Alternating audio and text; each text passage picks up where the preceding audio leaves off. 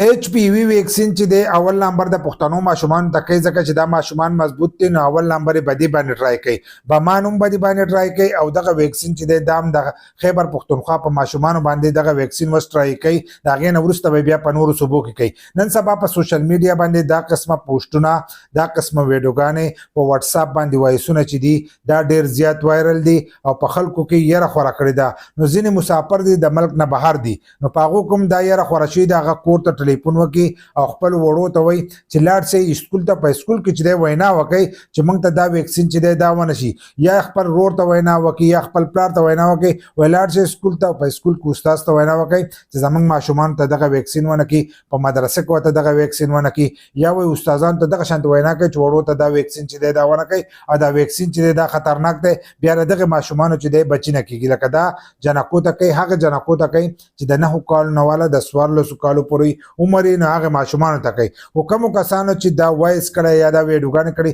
دا ټولې په زول دي ځکه چې هغو د دې په باره کې سرچ نه دی کړی د دې نه مخکې موږ یو ویډیو کړو نو ځینې کسانو پرې بدې ردې ویلې او ځینې کسان چې دی هغه په خبره پوه شو د هغې دپاره یې سرچ کړی نو پته ورته لګېدلې وه دا ویکسین چې دی دا په پاکستان کې میلاویږي په پیسو باندې د کله چې تاسو د دې سرچ وکړئ ایچ پی وی ویکسین نو دا به تاسو ته میلاویږي 15,000 باندې هم په ځینې هسپتالونو میلاویږي په 12,000 هم میلاویږي خو میلاویږي د 100,000 پورې میلاویږي چې کله ته دا سرچ کوه په پرایویټ هسپتال نه راغلی نو دا په دومره روپو چې دی دغه ویکسین میلاویږي دا اوس راغلی د بهر ملک نه او په حساب کتاب باندې دغه ویکسین راغلی خو د خیبر پختونخوا ماشومانو ته چې دی دا ویکسین نه کیږي په خیبر پختونخوا کې چې کم ماشومان دي هغه ماشومان ته به دا ویکسین چې دی دا به نه کېږي دا خالي چې دی د پنجاب ماشومانو ته کېږي چې کم پنجابیان دي کم چې دا خبره خوره کړې چې په پښتنو باندې ازمي نو تاسو چې کم دشمن دی اول نمبر په هغو ازمي سرچ وکړه کومو کسانو چې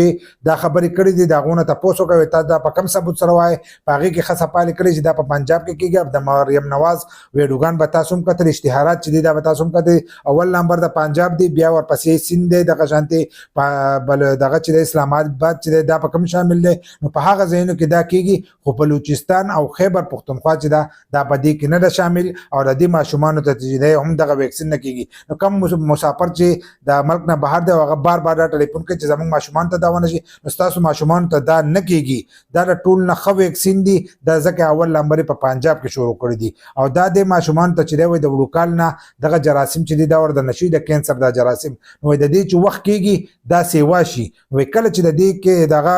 جراثیمو بیا پته لګي نو دا په اخرني سټیټ باندې لکه دا ایچ پی وی کم جراثیم چې دي نو دا په اخرني دغه باندې وایي انسان ته چې دی کینسر مکمل لګېدلی په اخرني سټیج باندې نو د دې د وجې نه ورته دا د مخکې نه وشي که دغه جراثیم راځي نو هغه به د مخې سره چې دی دا به ختمېږي ویکسین د دې لپاره کېږي دا یوازې دا نه دي قسمه قسم ویکسین تاسو به د کرونا ویکسین دار سره به تاسو کتلو چې دا مخکې نه کېږي که یو جراثیم تاله راځي نو هغه به د مخکې نه چې دی دا به ختمېږي دا به تا ته په ایډوانس کې کېږي نو کومو کسانو په زړه کې چې دا یری چې په خیبر پختونخوا کې ماشومانو ته کېږي نو په خیبر پختونخوا کې دا ماشومانو ته دا ویکسین الګ سات نه کېږي کال له به بیا پته لګي که د هغو سره ویکسین و او روپۍ ورسره وي نو د هغې نه وروسته بیا په خیبر پختونخوا کې ماشومانو ته هم دغه ویکسین کېږي